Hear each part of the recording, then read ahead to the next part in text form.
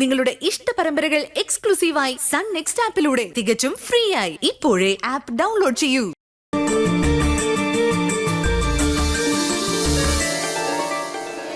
കൊടുക്ക.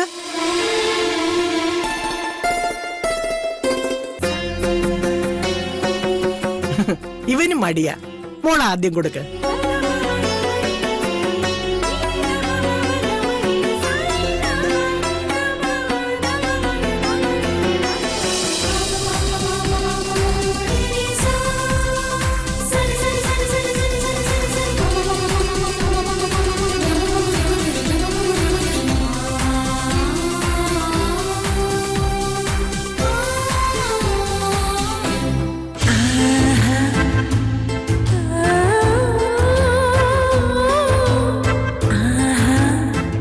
കഴിക്കടാ.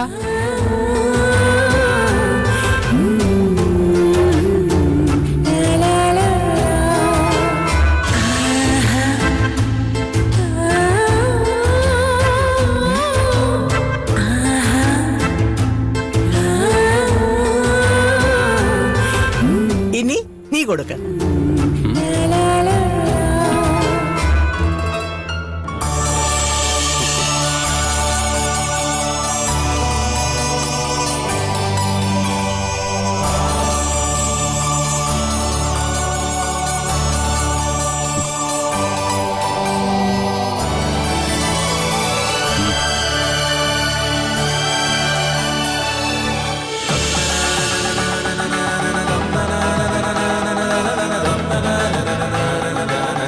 നന്നായി.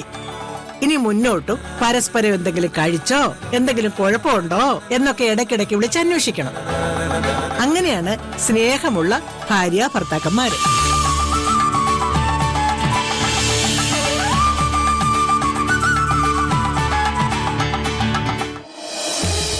ബാക്കി കൂടി കഴിക്കും.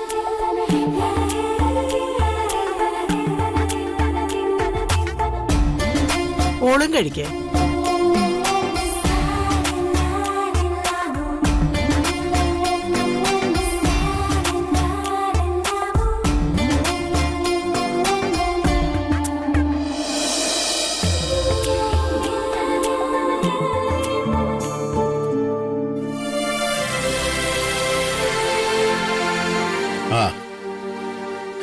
ഇന്നത്തെ അധ്വാനമൊക്കെ കഴിഞ്ഞോ?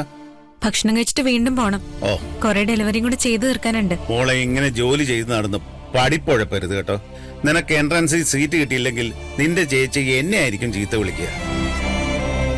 അമ്മാവ, ഞാനിന്ന് വരുന്ന വഴിക്ക് വക്കീലിന്റെ വീട്ടിലൊന്ന് കയറി. എന്നിട്ട് അവിടെ എന്തൊക്കെയാ വിശേഷം? നല്ല വിശേഷം. ചേച്ചിയും ഗിരിയേട്ടനും ഇന്നവിടെ വിരുന്നിന് വരുന്നുണ്ടെന്ന്. അതൊരു നല്ല കാര്യമല്ലേ മോളെ? നല്ലതൊക്കെയാണ്, പക്ഷേ അവര് രണ്ടുപേരും ഇങ്ങോട്ട് ഒരുമിച്ച് വന്നിട്ടില്ലല്ലോ. ഗിരിയേട്ടന് നമ്മളോടുള്ള പക ഇതുവരെ മാറിക്കാണില്ല അല്ലേ? മോളെ, മഞ്ജി ഇപ്പോ ആ വീട്ടിൽ ഒരു അംഗമാ. നമ്മൾ അവളുടെ മേല് അവകാശം സ്ഥാപിക്കാൻ ഒന്നും ശ്രമിക്കരുത്. അവളുടെ സന്തോഷത്തിന് നമ്മൾ അവളിൽ നിന്നും അകന്ന് കഴിയുന്നതാണ് നല്ലതെങ്കിൽ നമ്മളത് ചെയ്യണം. ഇങ്ങോട്ട് വന്നില്ലെങ്കിലും ഗിരിയും മഞ്ജുവും ഒരുമിച്ച് യാത്ര ചെയ്യാൻ തുടങ്ങിയില്ലേ? അതിന്റെ അർത്ഥം ഗിരിക്ക് അവളോടുള്ള ശത്രുതയിൽ ചെറിയ അയവ് സംഭവിച്ചു എന്നല്ലേ? അതിന് നമ്മള് മുകുന്ദൻ ഉണ്ണിയോട് വേണം നന്ദി പറയാൻ. നമ്മൾ കുറച്ചുകൂടെ ക്ഷമയോടെ കാത്തു നിന്നാ മതി. പതുക്കെ പതുക്കെ നമ്മളോടുള്ള ഗിരിയുടെ പെരുമാറ്റവും മാറും. മോളുവാ, അമ്മാവൻ ഭക്ഷണം എടുത്തു വെച്ചിട്ടുണ്ട്.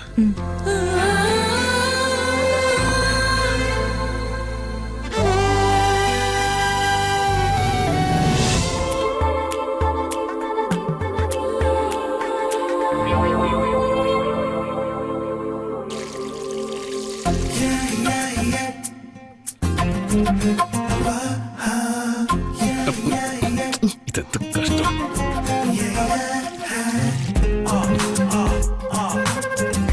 അതെ, എന്താ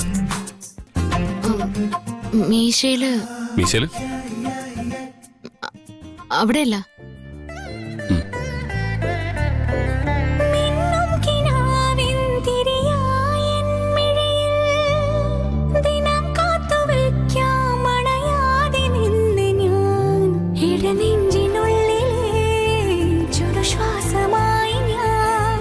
ഇഴചേർത്തു വെച്ചിടാം വിലോലമായി.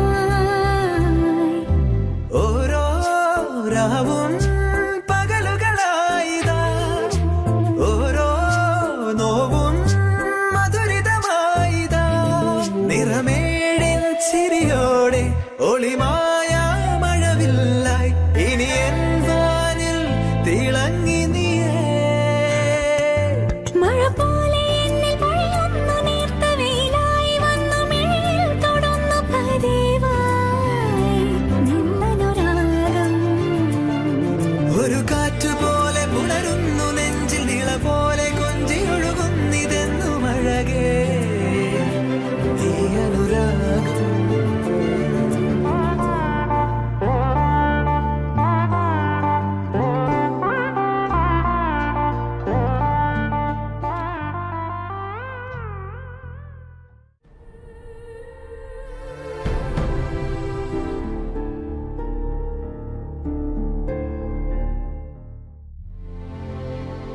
മോനെ, നിങ്ങളുടെ അഭിപ്രായ വ്യത്യാസങ്ങളെല്ലാം മാറി ഇങ്ങോട്ട് വരാൻ തീരുമാനിച്ചതിൽ എനിക്ക് സന്തോഷമുണ്ട്.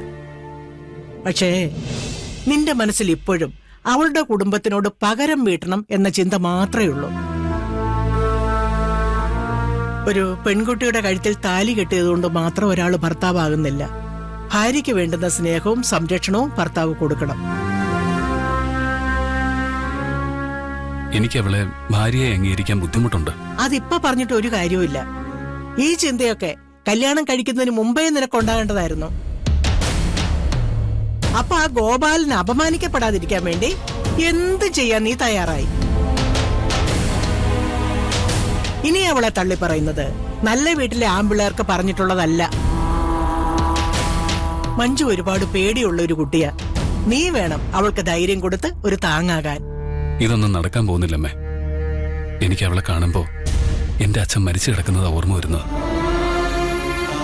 ചെറുപ്രായത്തിൽ എന്റെ മനസ്സിനേറ്റ മുറിവുകൾ മറക്കുക അത്ര എളുപ്പമല്ല.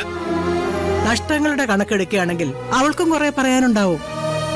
ഭാര്യ ഭർത്താക്കന്മാരായി ഒരുമിച്ച് ജീവിതം തുടങ്ങിക്കഴിയുമ്പോ പഴയതെല്ലാം മറന്ന് പുതിയൊരു തുടക്കത്തിന് തയ്യാറെടുക്കുന്നതാ നല്ലത്.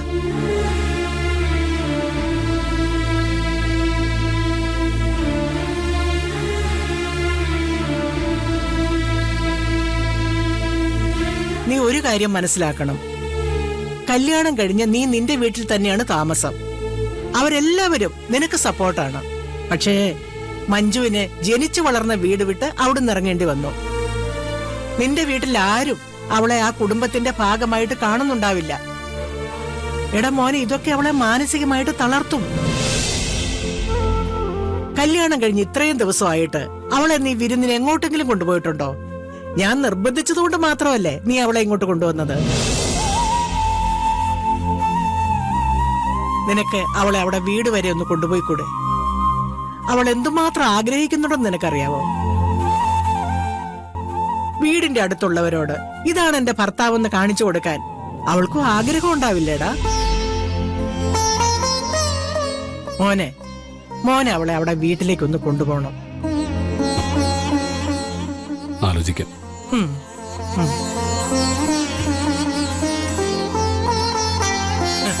മോളെ,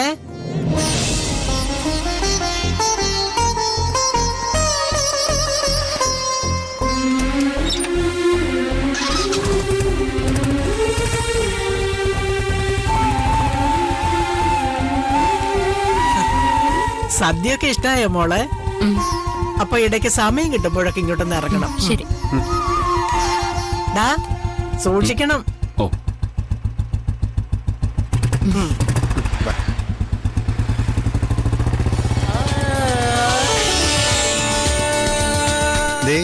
മോനെ രക്ഷയുണ്ടോ? പരമാവധി ഞാൻ ശ്രമിച്ചിട്ടുണ്ട്. വാ.